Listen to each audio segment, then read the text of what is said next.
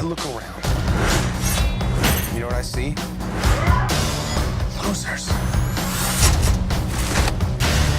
I mean, like, folks who have...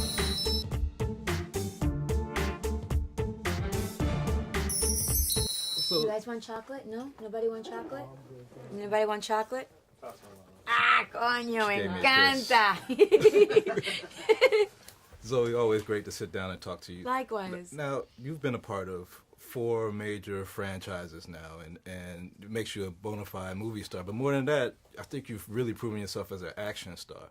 I know that we talked about this a little at Club Manana, but I know you grew up, you was a dancer. How much did that play into you being able to do these roles and deliver like these action sequences with those long legs and fast movement? I think if it wasn't for my ballet background, I would not be able to be doing the action films that I do.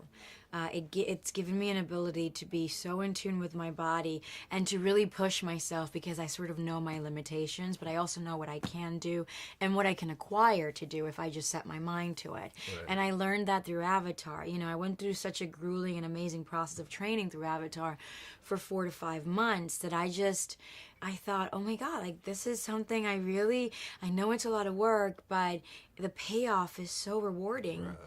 And it also felt like a very strong message to send out to young women, to sort of go, you can be physical. Don't just let all the guys have all the fun. Right. You know. Now you've played outer space in a couple of movies now as a couple of characters. Has it made you reconsider what may be out there beyond our clouds and our Always, atmosphere? My whole life. Yeah. My whole life, it's always felt like, what if? What's out there? Where are you? When are you coming? Can we go see you? It's fun. It would just feel like a whole waste of space if we were just completely alone. I would feel so vulnerable if that were the case. Yeah.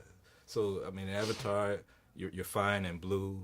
Yeah, as Gamora, you're fine in green. In real life, you're beautiful. Thank you. And it brings me to my next question: is like we had all this conflict over this Nina Simone and this color complex and everything. Does it frustrate you that still in this day that we have so many issues with color complexes or this tug of war between is she black enough, is she Latin enough? Is that frustrating to you as a person? Oh my God, of course, yes. There was a journalist. I was coming from Puerto Rico who called me a Caribbean something, and all of a sudden like there was a backlash for that. I just, in order for us to understand where we're coming from, we need to understand the root of it all and have a little bit of compassion for it. If we weren't picked on as a human society, if we didn't pick on each other over and over again for the color of our skin, for the where we come from, for what we eat, for the music that we listen to, for how we dress, we wouldn't stress so much time in wanting to divide ourselves.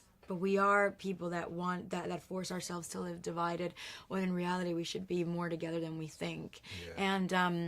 And so I could victimize myself and go, oh my God, why are they doing this to me? But I've never really been a victim.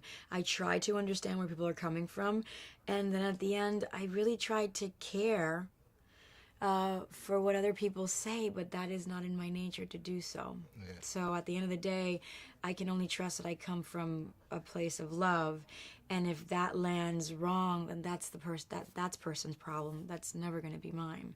If I'm coming from a clean and pure place. Well, I believe you are, and I support you in whatever character you play. I love to see you on screen and in person. I love.